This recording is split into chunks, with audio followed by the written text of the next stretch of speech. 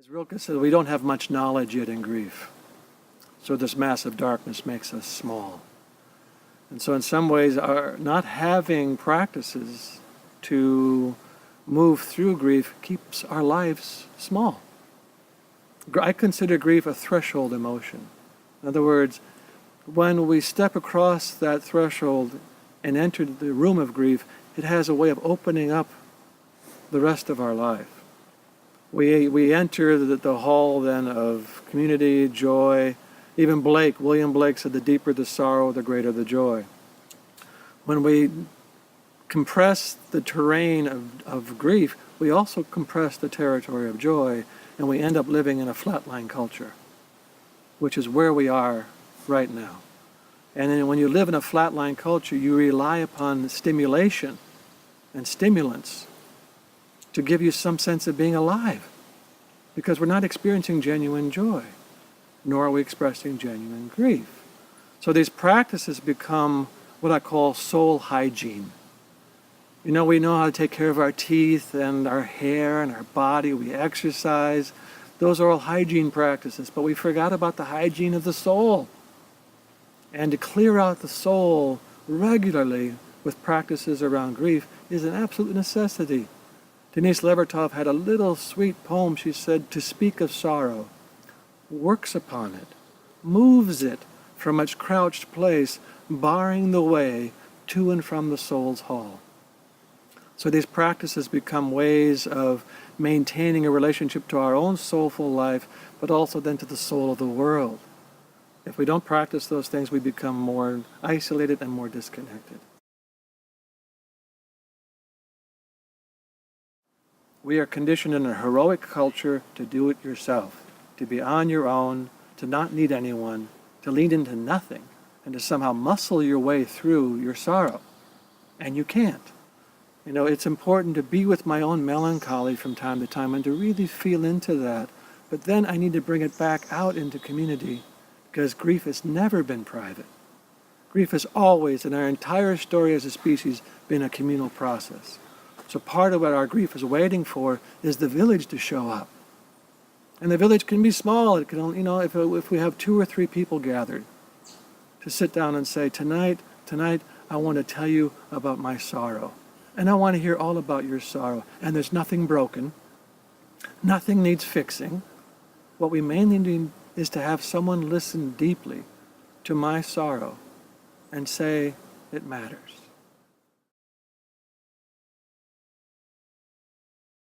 The 5 gates speak to the different tributaries that come into the soul as a consequence of being alive right now in this culture. And we typically only acknowledge the first gate of grief, which is the grief that occurs when someone or something that we love dies or leaves. And that's the only grief that really has any acknowledgement culturally. People will say, I'm sorry for your loss. And that's really the only one that really has a chance of being responded to. And it's also one of the only ones that we acknowledge. The other 4 gates of grief typically aren't even thought of or recognized. The second gate has to do with the loss of something, some part of us that has never known love. We are raised in cultures that really narrow down the parameter of how much we get to inhabit of our own life. So in my family, I was not allowed to keep possession of my anger, my joy, my sensuality, even my exuberance was cut out. So we cleave parts of our psyche, cleave parts of our soul out of our lives, and that's a loss to the integrity of our psyche, to the integrity of our soul. And the proper response to that loss should be grief. But we typically hold these parts of us with judgment and contempt. And we cannot grieve for something that we hold with judgment. So there's this perpetual, ongoing feeling of loss that we never really resolve. The third gate of grief has to do with the losses of the world, the sorrows of the world. Every day we hear about species depletion, the emptying of the oceans, mountaintop removal, or even just the casualties by the roadside. They are our daily litany of loss that we feel on some level. The fourth gate has to do with, it's a little harder to name, but it's the loss we feel around what we expected when we arrived here and did not receive. We are wired for the full experience and encounter that our deep time ancestors had, which was namely tribal or village life on a consistent basis, participation with nature on a consistent basis, rituals to deal with the movement and transitions of life, the losses, the gratitudes, the healing. That's what we expected when we arrived here. We expected to get up in the morning and have 40 pairs of eyes greeting us and saying, "What did you dream last night, John? Tell me your story." And to gather tonight around the fire to hear the old stories. That's what we expected, and almost none of that materialized. So we feel kind of an aching echo in our bodies of what it is that we don't even know to name, but is not there. And the fifth gate of grief is what I call ancestral grief. And this grief has to do with, on many different levels. One of them is simply that at some point our ancestors came from an intact tribal community, someplace.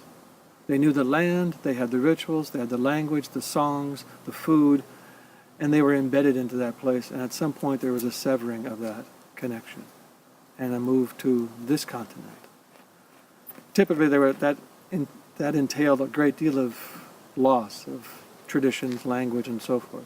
But the deeper part of this ancestral grief is what happened when our ancestors arrived here, with the destruction of ecosystems, of entire indigenous populations, the advent of slavery.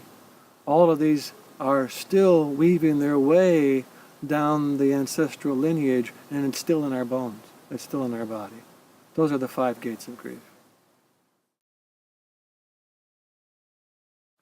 I think that when we deny grief its full access, and when we compact grief internally, it does generate a lot of rage. My friend Malidoma Some once said, "You cannot trust a man who cannot grieve. He becomes a walking powder keg in the community." So there is this experience of compressed grief leading to some type of explosive quality. And we see that throughout the culture right now, don't we? I mean, the violence that is rampant in terms of gunfire and even the whole military and industrial industry is geared towards that whole expression of unresolved grief. Martin Prechtel said that all war is unmetabolized grief. That's a part of anger's life. Anger is much bigger than that. Anger is its own rightful emotion that speaks to boundary and violation and justice and protection. It's a very necessary energy. Jung once said the first impulse to individuation comes through Mars. In other words, the first genuine expression of who I am in this world comes through the god of war. We need that ability to stand. This is where I stand. This is who I am. And I make this declaration. And it comes out of that energy. The thing that we don't typically do is develop it into a martial art. We remain pretty unskilled around Mars, around anger, around that energy. So we need to actually mature that quality. Anger, when it's done well, is a relational process. It is revelatory. I am telling you about me. I am telling you what is upset, what is troubled, what has gotten into my body that is causing me to feel deeply about something. Intimidation is an attempt to silence a relationship. It is meant to push you away from me and to feel frightened of me. So it is a rupture. It is the breaking of a connection rather than a deepening of one.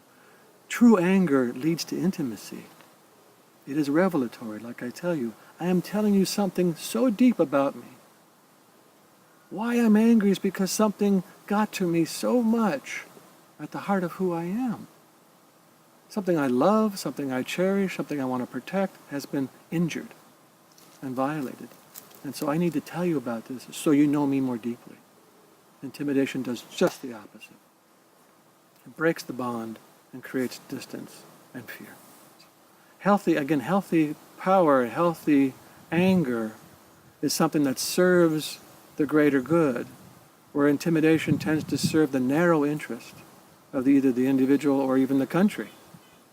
You know, we intimidate a lot of countries with our might and our force, but we lose a certain degree of soulfulness in that process of intimidation.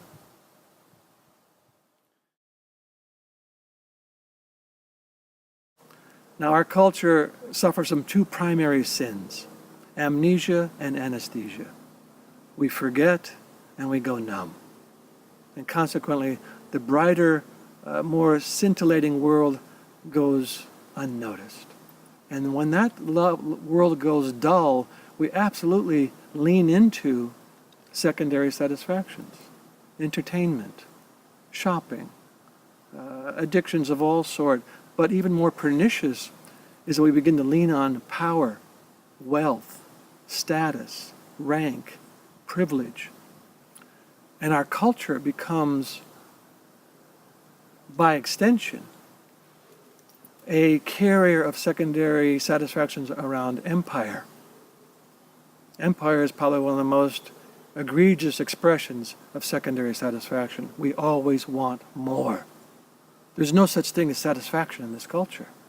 We are designed to be unsatisfied chronically by this culture.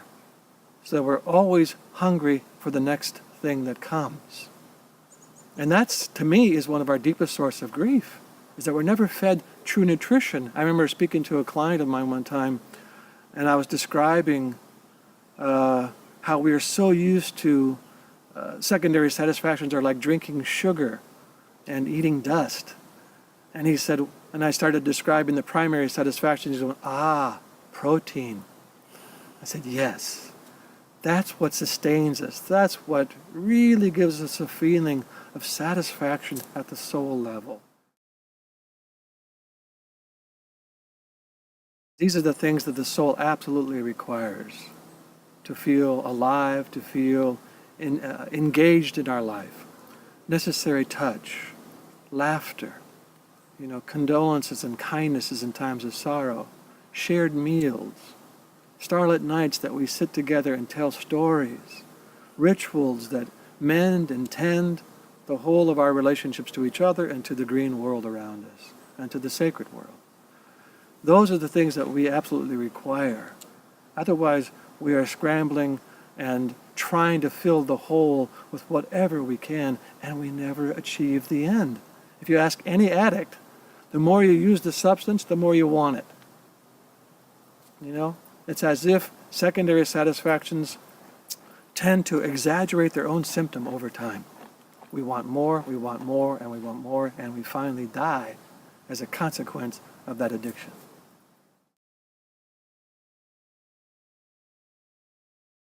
And the other thing I want to just say is that we've only talked about one hand of the prayer. One hand is grief, the other is gratitude. And we need both to sustain this life. A mature man, a mature woman knows how to carry grief in one hand and gratitude in the other. And when those two are together, now we're in the prayer of life.